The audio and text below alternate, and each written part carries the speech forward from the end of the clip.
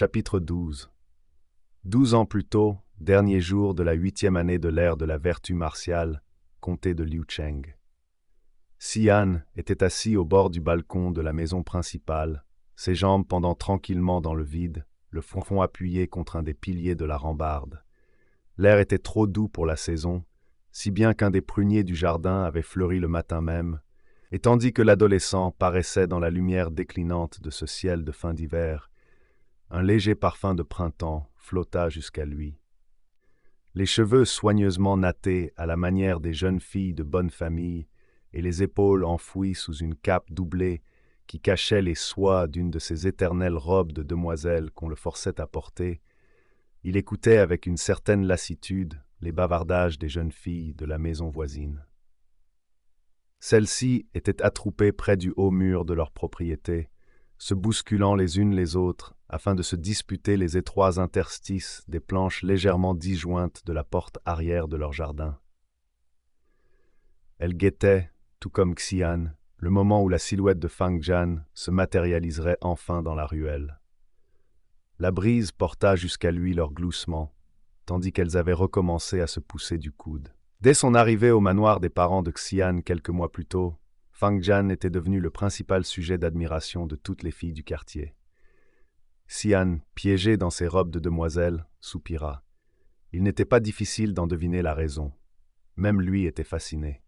« Fang Jian » murmura-t-il pour lui seul sur un ton rêveur. « Épée droite. » C'était un faux nom, bien sûr. Tout comme l'était Ying Tai, ce nom que Xian abhorrait et que tout le monde devait pourtant utiliser pour s'adresser à lui. « Fang Jian » répéta-t-il en goûtant chaque syllabe. Il entendit alors un bruit de pas réguliers s'élever de l'autre côté du mur de la propriété. Ils furent aussitôt suivis d'un concert de soupirs à demi étouffés, et la porte du jardin s'entrebâilla pour laisser apparaître un adolescent de son âge dans la lumière scintillante que les lanternes, suspendues moins d'un temps d'encens plus tôt, commençaient à jeter sur le crépuscule. Fang Jian arborait cet air parfaitement décontracté qui lui seyait si bien. Le dos droit et le corps musclé par toutes les heures qu'il passait à s'entraîner aux arts martiaux, il était vêtu des mêmes robes noires et austères que son père. Mais surtout, il était d'une beauté impossible, de celle qui empêche de respirer et dont il est difficile de se détourner. Fang Jian referma la porte et leva les yeux vers Xian, ou plutôt Ying Tai, et lui adressa un de ces sourires qui atteignaient toujours en plein cœur ceux à qui il les adressait. Il était le seul ami que Xian ait jamais eu, lui qui avait été contraint depuis sa naissance à vivre reclus entre ces hauts murs. Il se rappelait parfaitement le jour où l'adolescent était apparu dans sa vie. Ça avait été comme entrevoir un rayon de soleil après une longue nuit d'obscurité. Et à présent, Xian ne pouvait plus penser à autre chose qu'à lui. « Tu m'attendais » demanda Fang Jian en le contemplant entre ses cils depuis le jardin. « Pourquoi ferais-je une chose pareille » répondit Xian d'un ton qu'il espérait indifférent. « Je pensais que tu serais en train de profiter des festivités à l'extérieur. » La lumière dorée du crépuscule nimbait les traits de Fang Jian, rendant ses yeux encore plus sombres, et ses cheveux qui étaient rassemblés en un de ces chignons militaires encore plus noirs. Il était magnifique, tel un jeune prince qu'on aurait tiré d'une peinture et que les derniers rayons du jour auréoleraient d'un éclat précieux. « Mon père m'a dit que tu serais ici, » répondit-il, en se dirigeant vers les larges marches qui menaient au balcon. Cette simple phrase comptait tant de sous-entendus que, ne sachant pas comment l'interpréter, Xian garda le silence, conscient que les battements de son cœur étaient en train de s'accélérer. Le père de Fang Jian était le responsable de la garde de celui de Xian. Cela faisait des années qu'il était à son service, depuis avant la naissance de Xian. À la fin de l'été précédent, il avait demandé à son maître de permettre à sa femme et son fils de le rejoindre au sein de la résidence, car sa famille lui manquait. Les parents de Xian, qui se montraient toujours si méfiants et si réfractaires à tout contact avec le monde extérieur, avaient miraculeusement accepté. Et pour une raison qui restait très obscure aux yeux de Xian, son père avait même convenu que ce serait l'opportunité pour sa fille d'avoir un partenaire de son âge pour s'entraîner à l'épée. Aussi, tandis que Fang Jian s'avançait vers lui, Xian ne savait pas s'il devait se réjouir, parce que le jeune homme l'avait bel et bien cherché, ou si celui-ci ne venait lui tenir compagnie que parce que son père le lui avait ordonné. Il y avait tant de choses dont Xian n'avait pas le droit de parler, ni même d'évoquer.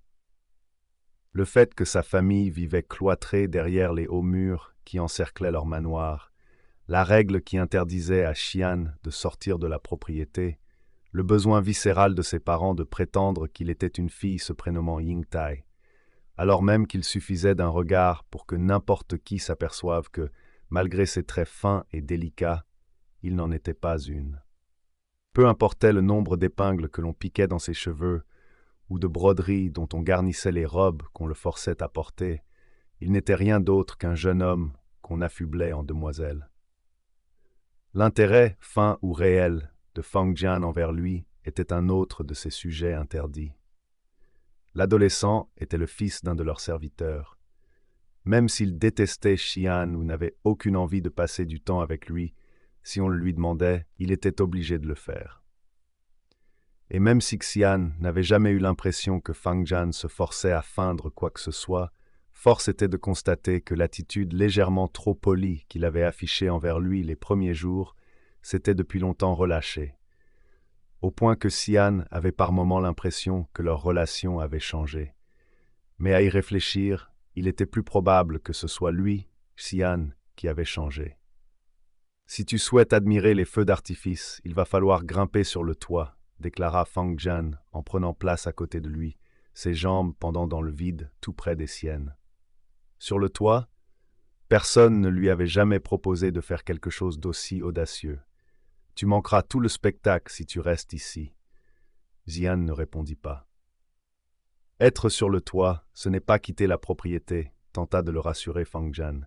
Au-dessus d'eux, le soleil venait de s'éteindre et les dernières clartés du ciel commençaient à être avalées par la venue de la nuit.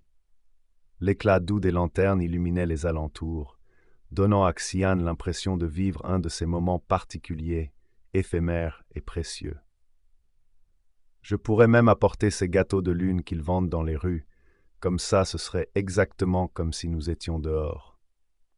En disant cela, il tourna son visage vers Xian et son regard s'accrocha au sien. La lueur qui l'habitait était presque trop intense, comme si tout cela avait réellement une importance pour lui, et Xian eut le sentiment que l'atmosphère qui les entourait venait de changer subtilement. « Tu n'es pas obligé de faire ça, » répondit-il, légèrement sur la défensive. « Ce n'est pas parce que tu vis ici et que ton père est à notre service que tu dois te sentir obligé de me tenir compagnie. » Il n'y avait que quand c'était lui qui le prononçait que Xian supportait qu'on l'appelle comme cela. « Personne ne m'oblige à rien.